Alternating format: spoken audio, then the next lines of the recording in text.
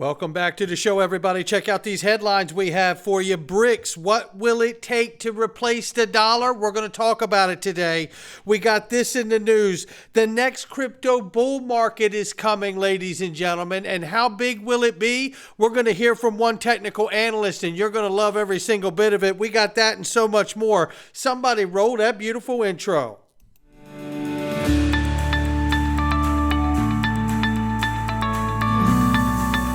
Digital Perspectives with Brad Kimes. Come on in.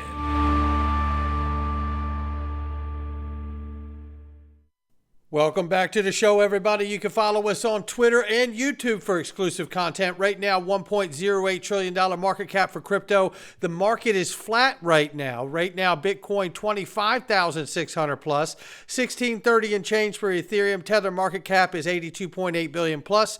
XRP is 50 cents, and the market is bleeding right now, even though it's showing flat. Nobody's green, really, to speak of here. So let's get started with all the uncertainty. I'm encouraging you and inviting you to join us tonight for the DPMG, the Digital Perspectives Mastermind weekly private live call, where tonight we're going to talk about trust. You are not going to want to miss this, and you can watch it for free if you click the link underneath the video for the DPMG. You can see right here, this is what the group looks like. Click the link and join us for a 3-day free trial. Find out why it's so important you need to be in here and join the hundreds of others that are in here with us. And if you want, you can even go to digperspectives.com and listen to some of the testimonials that we have in here from some of the members and the success that they're having already in the group. Click that link. We'll see you inside.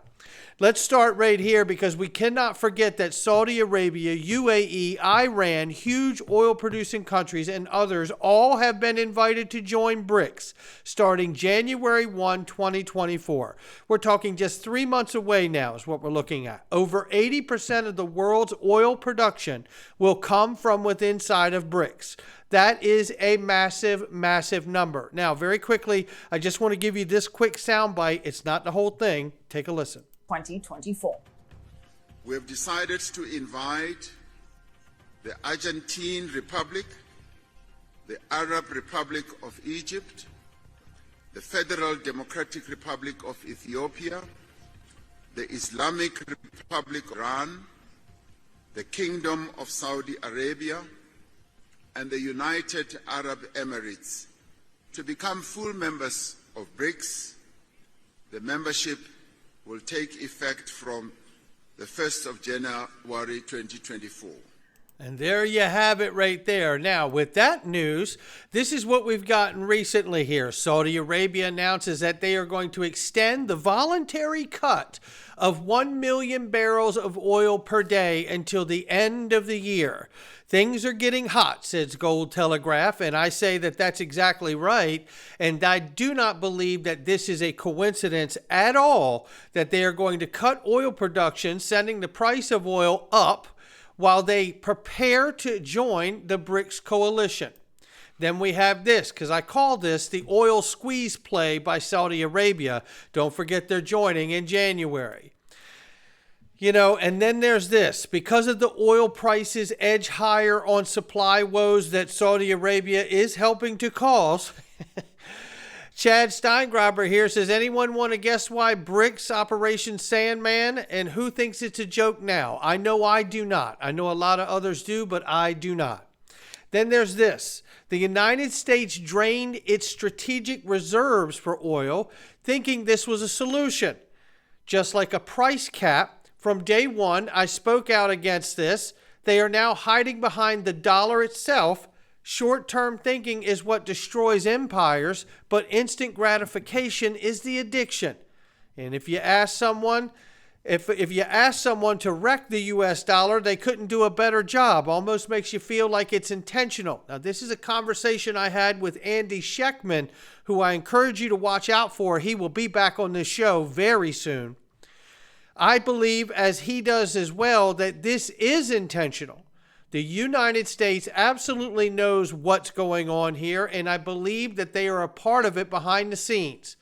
That's exactly right. I believe they know the stress of the US dollar as a global reserve currency, and they know that something must be done in short order, as Brian Brooks, the former head of the Office of Comptroller of Currency, has suggested as well.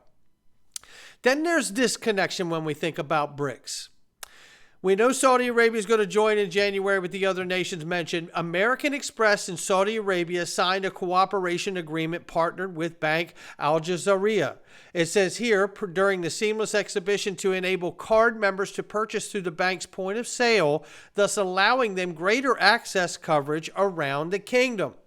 Well, when I see that, I'm reminded of American Express's relationship with Ripple. Who runs on Ripple? This is on their site. Shout out to XRP Moonshine for this tweet. And then we have this. Because if BRICS is going to be successful, they can't just say we're going to be in a group. They have to financially get involved with one another. We're starting to see signs of that. And again, as I said in the beginning of this video, what is it going to take to replace the US dollar as a global reserve currency? Because BRICS is very interested in this idea.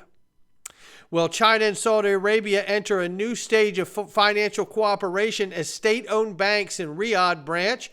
And it says here, basically, the Bank of China opens its branch in Riyadh on Tuesday, more than 2 years after being given approval by the Saudi Arabian government. This is really an advantage for them geographically for their finance and their investments, is what they're saying from the Chinese ambassador there. Now, what else will help is this, and this is a key component here.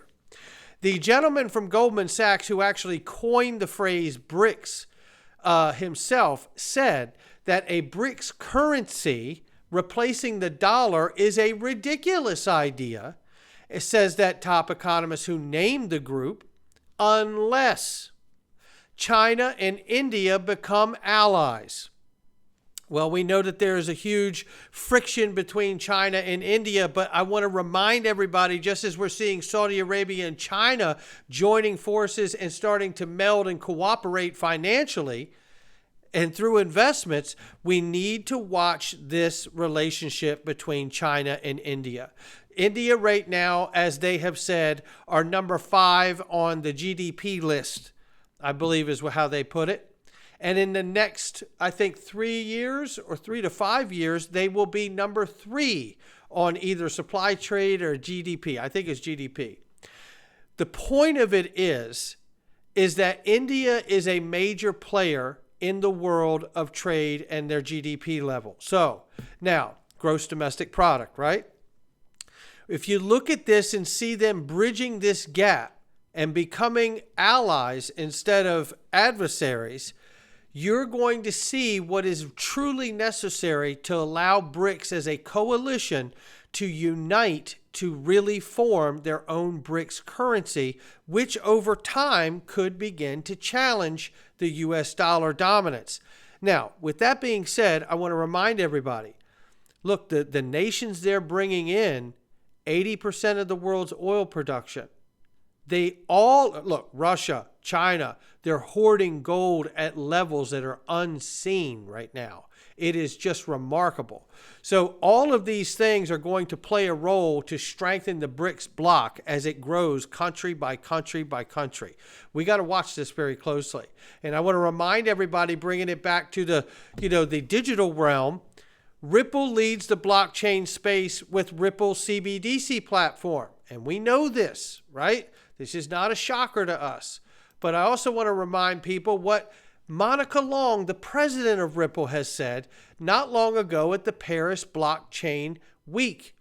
She said the past couple years have been a real tipping point for institutional DeFi, where even the biggest banks are embracing this technology as the future, and they have to adapt or die. This is not just related to the BRICS coalition. This is related to the entire financial sector around the globe. That is, to me, a major statement that she made at the Paris blockchain conference. It was a few months ago.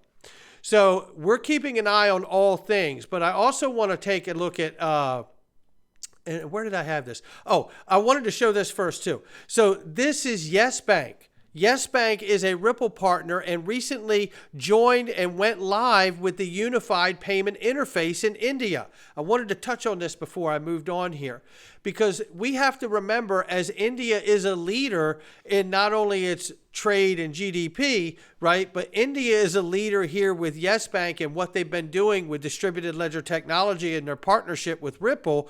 And now we see them connecting to their state country system here, right? The UPI, which is extremely exciting to me. And when I look at this, I think to myself, this could be a way to really bridge the CBDCs through the UPI and other nations, whether it's China or whether it's anyone else around the world. To me, this is an area to watch very closely if the relationship with India and China really solidifies. Then you could start having that real conversation about a BRICS currency in the future, right? But right now, we need to remember and not lose sight of the fact that there are many currencies from the countries that exist inside of BRICS, and they are going to make a concerted effort to use their own currencies more so than the US dollar that they've been relying on in the past. This is a collective movement, ladies and gentlemen.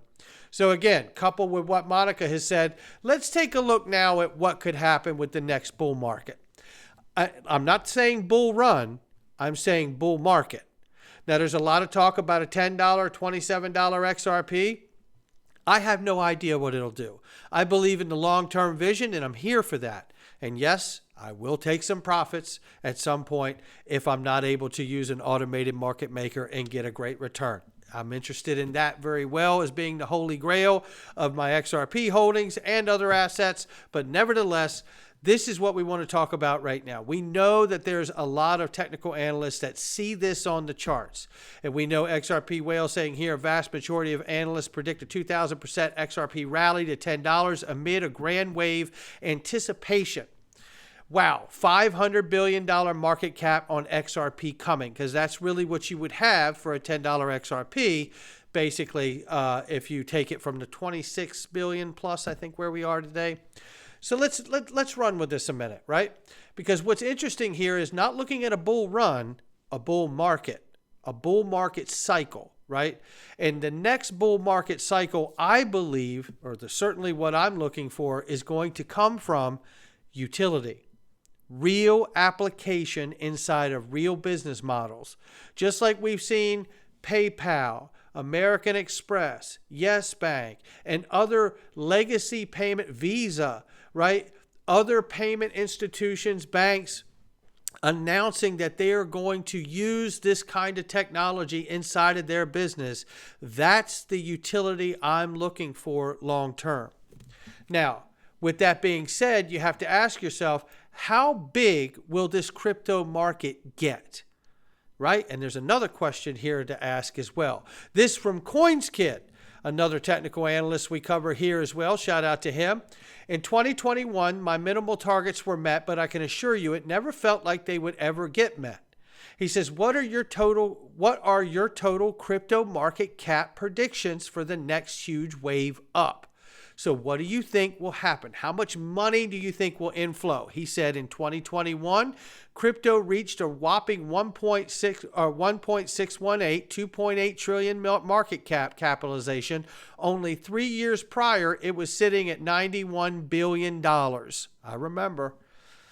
My target is for $4.41 trillion at a minimal, and $7.2 trillion if things get crazy again.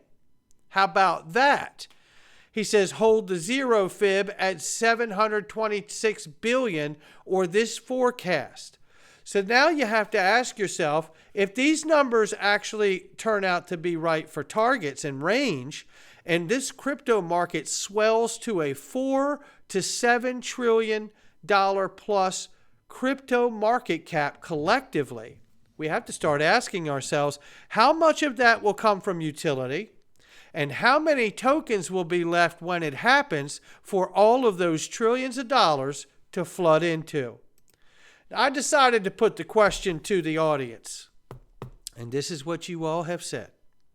The next bull market XRP rally will bring how much money in market cap?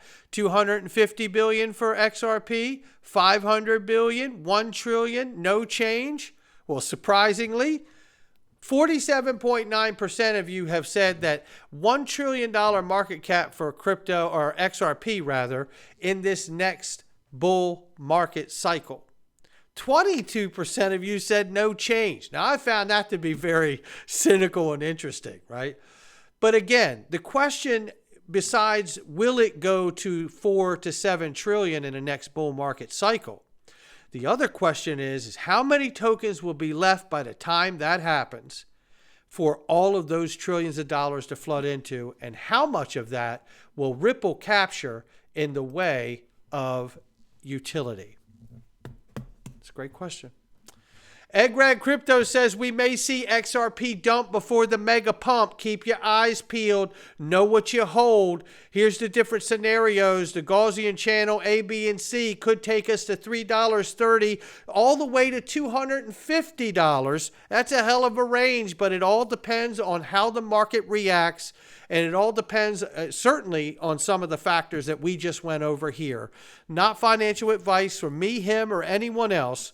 We are watching all of this, but be careful. I know in the years past, I've always seen a bit of a retracement or a dump before we see a mega pump. Again, not financial advice, just my digital perspectives. I'll catch all of you on the next one.